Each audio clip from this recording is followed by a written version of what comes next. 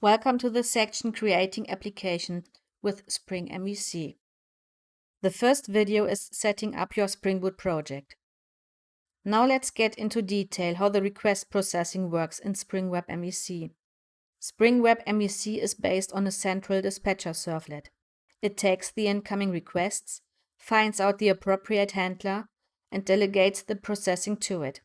The handler itself executes the necessary tasks, creates and fills a model with attributes, and returns it together with a logical view name to the servlet.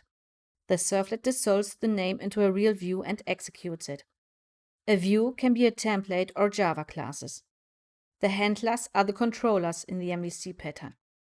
Spring Web MVC offers the annotations controller or REST controller to mark a Spring Bean as a controller. What is so practical about the Spring Web MVC is that we don't have to touch the web XML file or implement a web application from Web Initializer. The starter automatically configures several resolvers, handlers, and beans for us.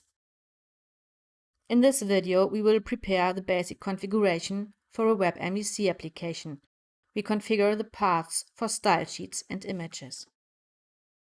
We will add now folders for style sheets and images under the static folder. This is the folder where we add resources for the MVC application. CSS is the folder for the style sheets and IMG is the folder for images. Now we add a new package where we hold our configuration classes. And we call this package com_example_demo_config. In this package, we put a class webconfig.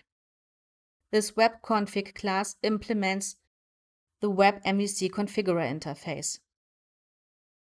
We only have to implement one specific method from this interface to make the paths to the style sheets and images available for the application.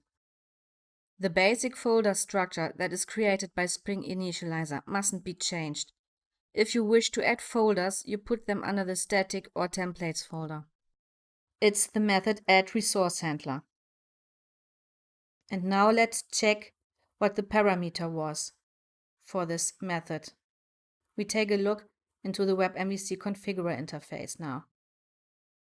And we are searching for this addResourceHandler method. And the parameter is ResourceHandlerRegistry. And now we add to this registry the resources for the CSS and IMG paths. We say registry, add resource handler, and the file name pattern for the style sheets, and the location where to look up. The same for the images folder. The double asterisk marks the pattern of the file the handler has to look up in the corresponding location.